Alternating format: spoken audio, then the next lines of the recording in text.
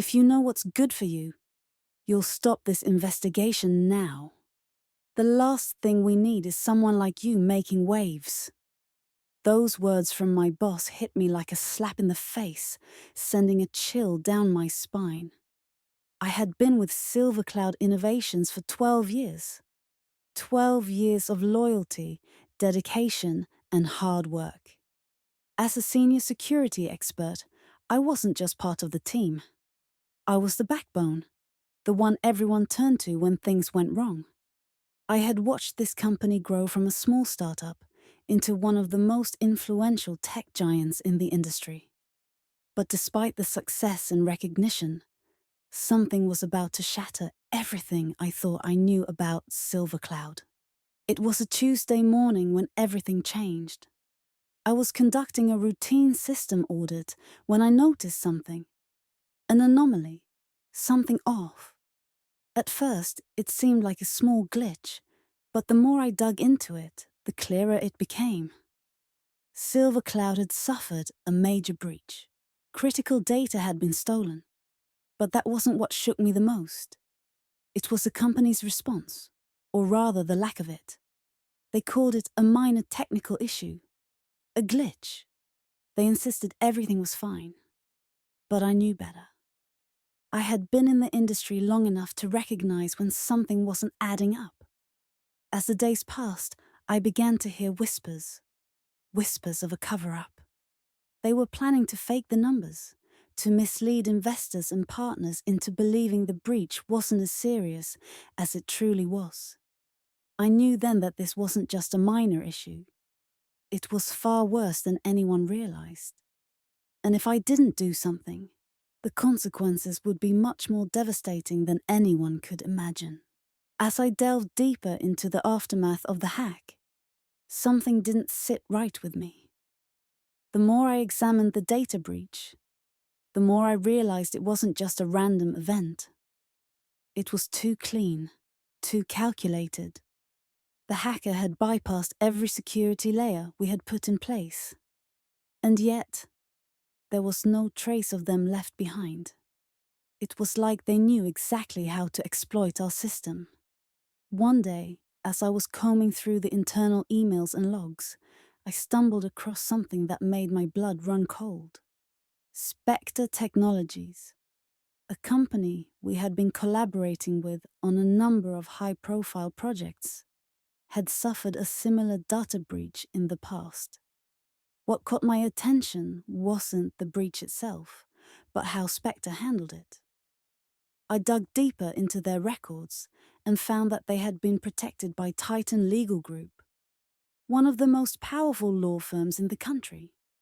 Titan was known for silencing even the loudest of accusations, keeping corporate scandals from ever seeing the light of day. Why would a company as big as Spectre need that kind of protection? The more I thought about it, the more I realized that there had to be a connection between their data breach and ours.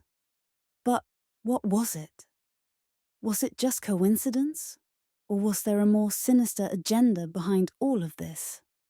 I decided to investigate further.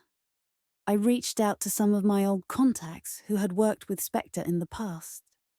It didn't take long for whispers to surface. Some of them had overheard talk about secret dealings, about hidden partnerships between Silver Cloud and Spectre, and about Titan Legal Group being involved in more than just legal matters. There were mentions of financial favors, off-the-books deals, and a sense of secrecy that hung over everything. I couldn't ignore the possibility that Silver Cloud might be involved in something far bigger than just a breach. The hack? Was it truly a technical failure? Or was it part of something much larger? I began to suspect that what I had uncovered so far was only the tip of the iceberg.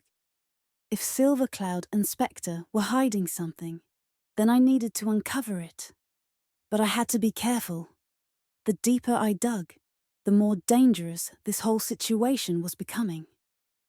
I couldn't shake the feeling that someone, somewhere, was watching me. Every email I sent felt like it was being monitored. Every conversation I had seemed to be intercepted. It wasn't paranoia, it was instinct. And my instincts were telling me that the path I was on was about to lead me into deep waters. One evening, as I was sitting at my desk reviewing the latest batch of evidence, my phone buzzed unexpectedly. A text message from an unknown number. I hesitated for a moment before opening it, but the contents sent a chill down my spine. The message was short and to the point. Stop digging. Let it go, or there will be consequences.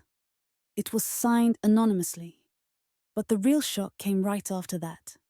The attachment. A video file. My hands were trembling as I clicked on it. The video started with shaky footage, but soon the image stabilized, revealing a dimly lit room. The camera angle was just right to capture a clandestine meeting. At the center of the video were several high-ranking executives from SilverCloud, including my own boss, discussing something in hushed tones. And standing opposite them, their counterparts from Spectre Technologies, exchanging papers and nodding in agreement. My stomach turned. The video was irrefutable proof that there was more to this than just a hack. This was collusion, a secret agreement, likely involving sensitive company information, financial deals, and who knows what else. What was worse, it was happening right under my nose. I wasn't just dealing with a corporate conspiracy anymore. I was up against a well-coordinated web of corruption.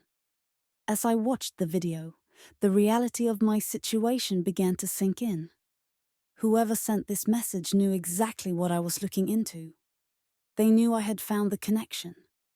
And now, they were warning me, telling me to stop before it was too late.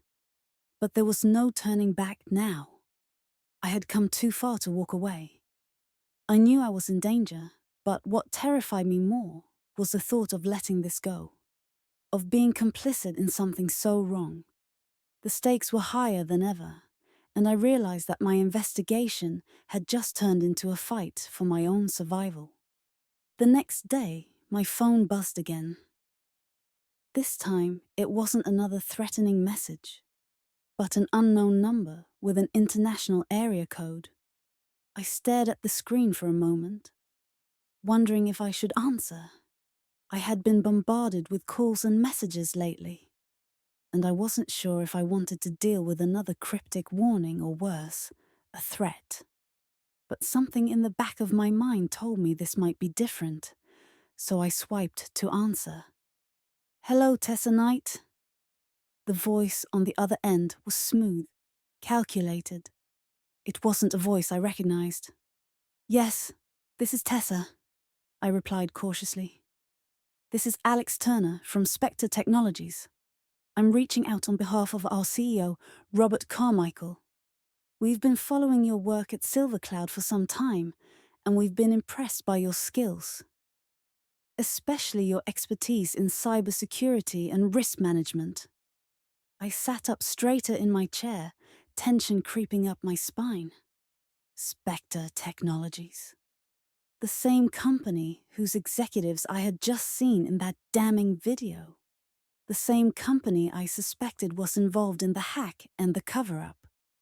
Why were they contacting me now? "Thank you for the compliment, but I'm not sure I understand the purpose of this call," I said, my voice steady but cautious. "We're offering you an opportunity to join us, Tessa. A position where you can use your talents to drive real security improvements. We believe your skills could be invaluable to us as we continue to grow. Specifically, we'd like to offer you a senior role in our cybersecurity division, with an attractive salary and full autonomy over your department's strategy. You would have the resources and authority to reshape our security protocols as you see fit." I blinked, trying to absorb the gravity of what was being offered. This wasn't just a job offer, it was an invitation into the heart of their operations. with a level of power and influence I could never have imagined when I started at Silvercloud. A senior role, a substantial salary, and the chance to actually make meaningful changes. For a moment, I let myself imagine what it might be like. A prestigious title, all the tools I needed, and the respect of a company at the forefront of innovation. But then, the other part of my brain kicked in. The part that reminded me of the video, of the high-level executives from both Silvercloud and Spectre Technologies, of the sinister implications of that secret meeting. This wasn't just a job offer. This was a chess move, a way to either keep me silent or control me. "What's the catch?" I asked, cutting straight to the point. There was a slight pause on the other end of the line, as if Alex Turner wasn't quite expecting my directness. "No catch, Tessa. You've done remarkable work, and we believe you could take us to the next level. The position would give you full independence and a chance to shape things from the ground up. We need someone like you in our corner, someone who can see the bigger picture." I felt my stomach tighten. It all sounded too perfect, too polished. Spectre Technologies, a company with questionable ethics, was offering me the dream job, yet something didn't sit right. I knew enough about their operations to suspect that they weren't as altruistic as they seemed. The question was, what did they really want from me? And more importantly, what did they want me to keep quiet about? I paused, trying to process the offer. "I need to think about it," I replied finally, my voice a mix of wariness and curiosity. "I appreciate the offer, but I can't make any decisions without more information." "I understand, but take your time, Tessa. We'll be here when you're ready. I'm confident this could be the start of a long and fruitful partnership." As I hung up the phone, I couldn't shake the feeling that this was a trap, one that was too well set to resist. The stakes were higher than ever. I could see the allure of joining Spectre. The salary, the power, the influence. It was everything I had worked for in my career. But at what cost? I thought about Silvercloud, my colleagues, my boss, the people I had trusted. And then I thought about what was really at stake. Could I walk away from everything I had built to join an organization that might be even more corrupt? Or was this my chance to take down the very company that had been pulling the strings all along? The decision wasn't clear, but one thing was certain. Spectre wasn't offering me a job out of kindness. They were offering me a role in their game. Whether I liked it or not, I walked into the room with the same composed demeanor I had cultivated over the years at Silvercloud. But this time, I couldn't shake the gnawing feeling that I was walking into the lion's den. The room was sleek, modern, everything you'd expect from two powerful companies coming together. But the atmosphere was heavy, charged with an underlying tension that was palpable. Seated across from me were the high-ranking executives of both Spectre Technologies and Silvercloud Innovations. Robert Carmichael, the CEO of Spectre, sat at the head of the table, his piercing eyes fixed on me. Beside him, Linda Foster, the COO of Silvercloud, exuded a quiet confidence that made her appear almost untouchable. Around the table were a few others, faces I recognized from my time at Silvercloud, though their expressions were guarded, their loyalty clearly torn. I took my seat and didn't waste any time. The walls in this room might be made of glass, but my thoughts were steel. I wasn't going to let them control the conversation. "I assume we're all here because we want the same thing. The truth," I began, my voice steady. "I want to understand exactly what happened with the hack and why I wasn't informed of the full scope of the situation until after it was almost too late. The room fell silent for a moment. Robert's face remained unreadable, while Linda's expression tightened ever so slightly. The others, who had initially appeared calm, now shifted in their seats, unease creeping into their movements. "Tessa, I understand your concerns," Robert began, his voice smooth and calculated. "But we are in control of this situation. Everything is under control.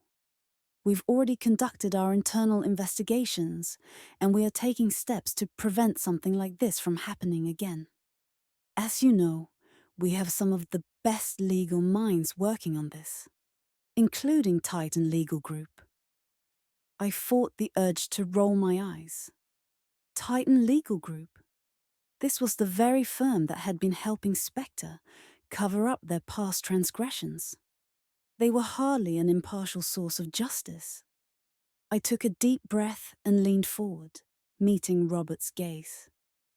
"I'm not convinced that your internal investigation is enough," I said bluntly. "What I'm proposing is that we bring in an external investigator, someone independent, without any ties to Spectre, Silvercloud, or Titan Legal Group. Someone who can look at this situation objectively and thoroughly." The room seemed to freeze. Linda's eyes narrowed, and I could almost feel the tension crackling in the air. "Why would we need an external investigator?" Linda asked, her voice cool but laced with suspicion. "We have everything under control. Bringing in outsiders only complicates matters." "I disagree," I responded firmly, undeterred. "You see, Linda, the reason I'm asking for an external investigation is because I don't trust the connections between our two companies. Spectre and Silvercloud have been operating in the same circles for years. You've shared projects, resources, and, from what I can tell, more than a few secrets. The hack? It could be a cover for something much bigger. And you want me to believe that you're going to investigate yourselves without any bias? That's not how the truth comes to light." I could see Linda's jaw tighten. For a moment, she looked like she was going to snap back. But then Robert interjected, his tone turning colder. "Tessa, I think you're getting ahead of yourself. We are working to resolve this matter, but an external investigation is unnecessary. The last thing we need is someone coming in and stirring up more trouble. The situation is delicate, and we need to keep things under control." I wasn't about to back down. "Not now. I'm not asking for a witch hunt," I said, my voice calm but forceful. "I'm asking for transparency. I want access to everything. I want the truth, no matter how it affects Silvercloud or Spectre. And I want it on the record that I will be allowed to lead this investigation without interference from any of you." The room fell into an uncomfortable silence. No one spoke for several moments. It felt like time had slowed down, and every second was stretched thin with the weight of unspoken words. I could feel their eyes on me, some suspicious, others calculating. The tension was unbearable, but I held my ground. Finally, Robert spoke again, his voice low but laced with a thinly veiled threat. "You understand, Tessa, that this investigation could have far-reaching consequences. If you push too hard, there are forces much larger than you at play. I'm not sure you fully comprehend what you're stepping into." "I do," I said, meeting his gaze without flinching. "But I'm also fully aware of what you've been hiding. And if you don't allow me to investigate independently, then I'll go to the authorities. And I'm not just talking about a few small issues.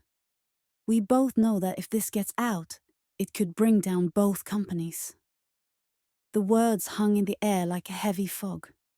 No one moved. No one breathed. Linda shifted in her seat, her fingers tapping rhythmically on the table, as though she was calculating her next move. Robert didn't flinch. "You've made your point, Tessa," he said, his voice icy. "But understand this. Once you go down this road, there's no turning back." "I'm already down this road," I replied, my voice unwavering. "And I'm not turning back now." The silence that followed was deafening, but the look in their eyes, frustrated, calculating, and just a little bit fearful, told me everything I needed to know. They knew I was serious. After that tense meeting, I knew I couldn't trust either Spectre or Silvercloud to play by the rules.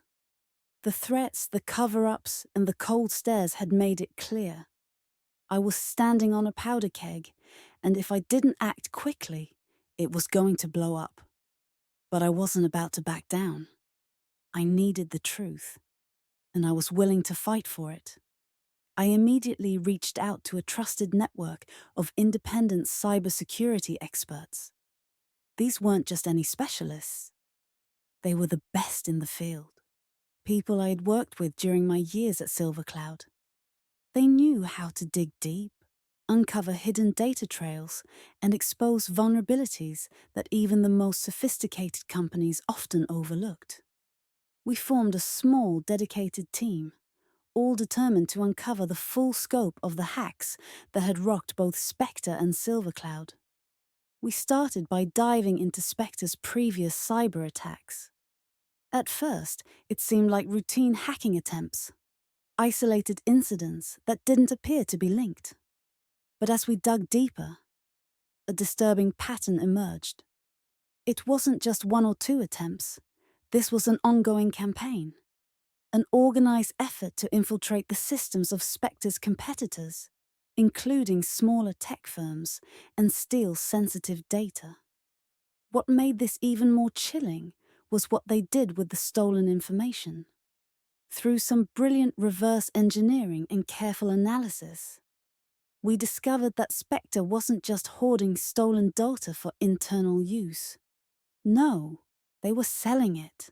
They had an entire network set up, a dark market of sorts, where they sold intellectual property, proprietary designs, financial records, anything they could get their hands on. These weren't just small-time hackers looking for a quick payday. This was an organized, corporate-scale data theft operation. The worst part? Spectre wasn't just selling data for profit. They were selling it to some of the wealthiest, most powerful investors in the industry. And those investors were using that stolen information to manipulate stock prices and gain insider advantages in upcoming mergers and acquisitions. It was like a modern-day gold rush, except the gold was someone else's intellectual property, and the consequences were devastating for the companies that were targeted. And then there was Silvercloud. My former employer had more blood on its hands than I had initially realized. As I went through their records, the pieces fell into place. Silvercloud had been in on the cover-up from the very beginning. They had known about the hack, but deliberately kept it hidden. They didn't want the truth to come out because it would send their stock plummeting. And in the high-stakes world of tech, perception was everything. If investors caught wind of the scandal, the company's value would drop, and the board knew that. So, they opted to silence the whistleblowers and bury the truth at any cost. The more we uncovered, the more I realized how deep the corruption went. Silvercloud had even gone so far as to falsify financial reports to hide the extent of their involvement in the scheme. They'd manipulated their books, disguised the stolen data as legitimate partnerships, and spun the narrative to make it seem like the company was thriving. I sat back one evening, sifting through the last of the evidence we had gathered, feeling both disgusted and vindicated. The scope of the operation was far more massive than I'd ever imagined. Spectre and Silvercloud weren't just minor players in the world of corporate espionage. They were masterminds, orchestrating a criminal operation on an international scale. And now I had the proof. But as I sat there, a new thought struck me. What was the next step? I couldn't just let this go. I had uncovered something too big to ignore, and I knew that the battle I was about to face wouldn't be easy. The stakes had just gotten much higher. If I exposed this now, there would be no turning back. I had to be ready for what came next. A few weeks after the dust began to settle, I received a call that I wasn't expecting. It was from a government investigator, a man named Agent Harris, from the Department of Justice. His voice was calm but authoritative, and I could hear the weight of what he was about to say. "Tessa," he started, "I'm calling to inform you that the investigation into Silvercloud and Spectre has reached a critical point. Based on the information you've provided, we've been able to secure several convictions and expose a massive corporate espionage operation." I could hardly believe it. The moment I'd been working toward for months had finally arrived. The people responsible for the hack, the cover-up, and the data theft were going to pay the price for their actions. The criminals, Silvercloud, Spectre, and everyone involved were going to be held accountable. But what happened next caught me completely off guard. Agent Harris continued, "In light of your cooperation and the substantial role you've played in unraveling this case, I'm pleased to inform you that you'll be receiving a whistleblower reward. It's a significant sum, more than you might expect for your efforts." My heart skipped a beat. I didn't do this for the money. I did it because it was the right thing to do. But hearing those words, "significant sum," made it real. The weight of the financial compensation didn't just reflect my role in bringing the truth to light. It was also a recognition from the government that whistleblowers were vital in maintaining integrity in corporate America. The amount was staggering, more than I had ever imagined. I found myself unable to speak for a few seconds, processing the magnitude of it all. When I finally responded, my voice came out steady, though I could still feel the disbelief creeping in. "Thank you," I said simply. "It feels like I've won something, but what matters more is that the truth is out." Agent Harris agreed, and with a quiet chuckle, he added, "You've done more than just uncover fraud, Tessa. You've changed the course of justice. That's something money can't buy." In that moment, I felt a sense of vindication wash over me. The money was a tangible reward, yes, but the real victory lay in the fact that I had done something that mattered, something that would have lasting consequences. After the dust had settled, and I had received the reward that confirmed the government's recognition of my efforts, I found myself standing at a crossroads. I could have easily walked away, taken the money, and gone back to living a quiet life. But something inside me pushed me towards something more. The truth was, I wasn't done yet. The journey I had started wasn't just about exposing fraud. It was about making a lasting difference in the world of cybersecurity, and I couldn't ignore that pull. With the substantial compensation from the whistleblower reward, I had a real opportunity to start something meaningful. I had the financial backing, the knowledge, and most importantly, the drive to do it. So I made a decision that would change everything. I decided to found my own company, a cybersecurity consulting firm called Night Solutions. It wasn't just about making a profit. It was about doing something that could prevent the type of breaches, cover-ups, and fraud I had just uncovered. I wanted to help businesses build secure systems from the ground up. Systems that weren't just about avoiding hacks, but about fostering an ethical approach to cybersecurity. I knew firsthand the consequences of neglecting security. I had witnessed it up close, with Silvercloud's cover-up and Spectre's underhanded tactics. Now I was determined to help others avoid the same fate. At first, the challenge seemed insurmountable. I had no prior experience in running a business. I was a security expert, not a CEO, but I was driven by the mission. I started small, hiring a small but talented team of like-minded professionals who shared my vision. Each of them brought something special to the table. Cybersecurity experts, ethical hackers, and business consultants who understood that security wasn't just about technical defense, but about creating a culture of transparency and integrity within organizations. I knew from my own experience how easy it was for companies to overlook the human side of security. Technology was only half the equation. The real power came from creating a workplace culture that didn't just comply with the rules, but believed in them. So, I made sure that at Night Solutions, ethical security was at the forefront of everything we did. Our mission was clear: to build secure networks and systems while ensuring that businesses understood the risks of not doing so.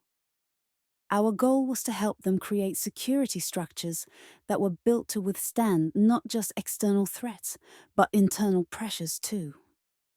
We emphasized the importance of protecting data, of being transparent with clients and stakeholders, and of operating with integrity, no matter how difficult that might be.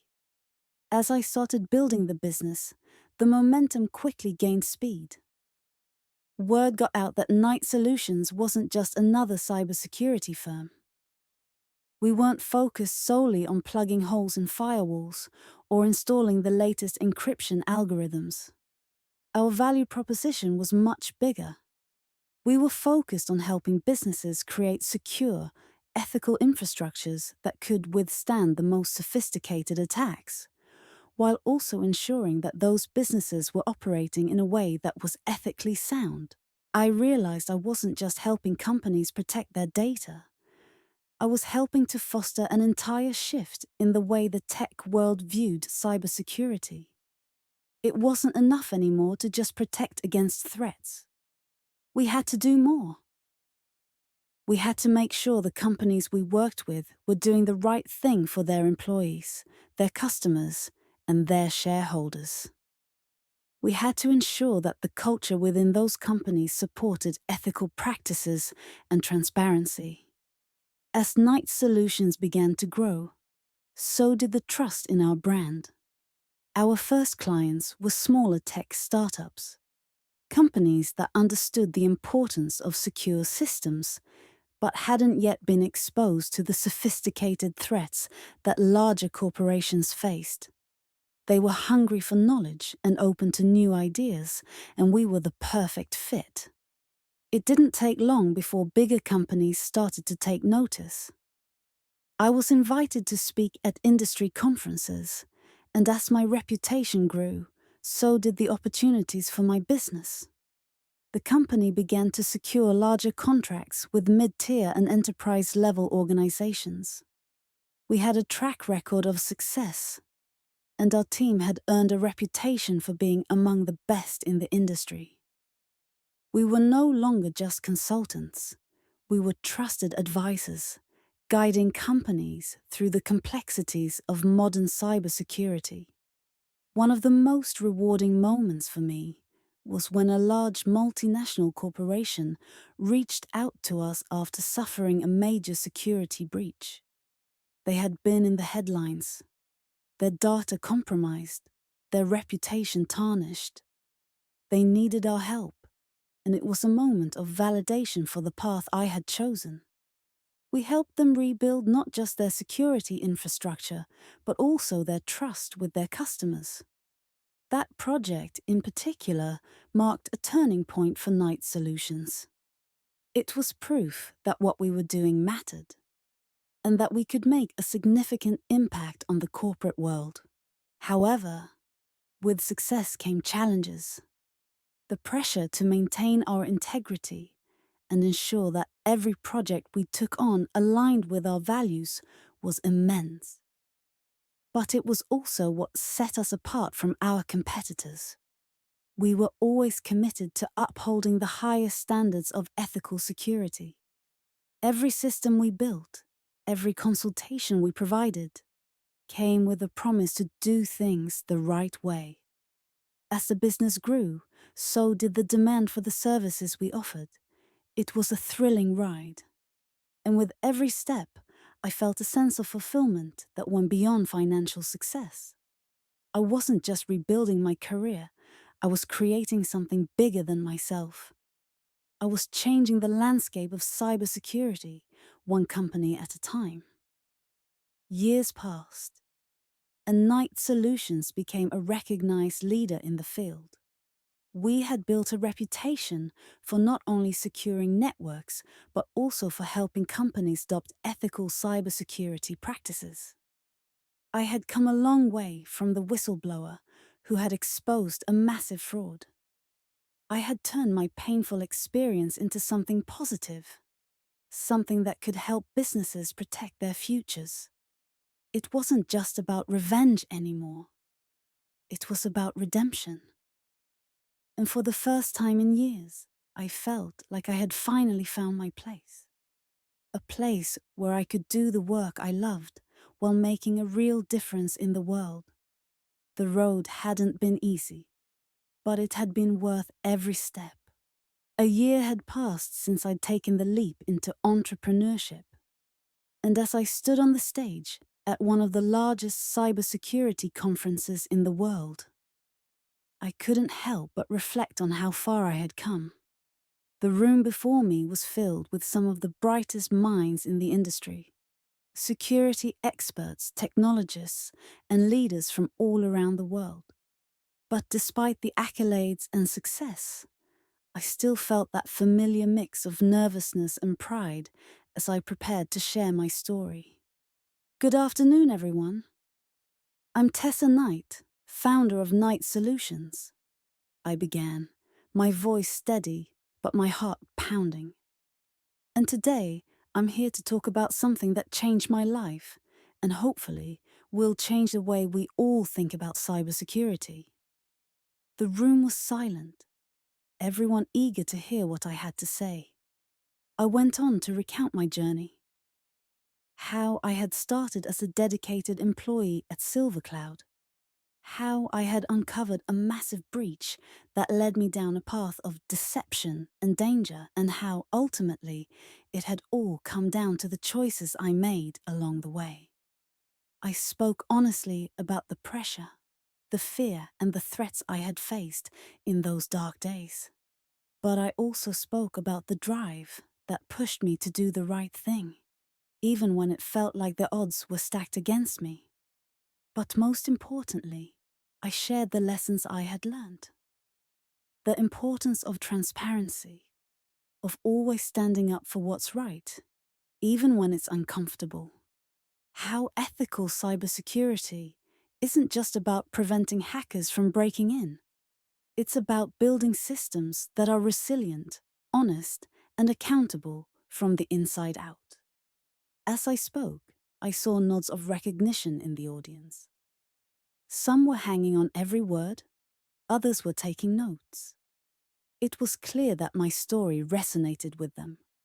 I wasn't just sharing a cautionary tale. I was sharing a vision for a future where cybersecurity was more than just a technical field. It was a commitment to ethical integrity. After the speech, several people approached me with kind words and congratulations. But it wasn't their praise that stuck with me.